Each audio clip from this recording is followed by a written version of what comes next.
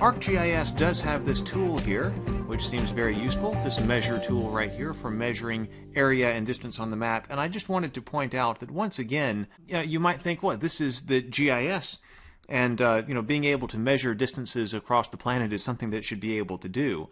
But even the common problem that we've talked about in several instances now about what is the length of the South Pole or the North Pole is still something that this system gets wrong. So you can really see how it's relying on the projection here and allowing you to measure things incorrectly. So obviously down here our point is this is a point down here at the South Pole.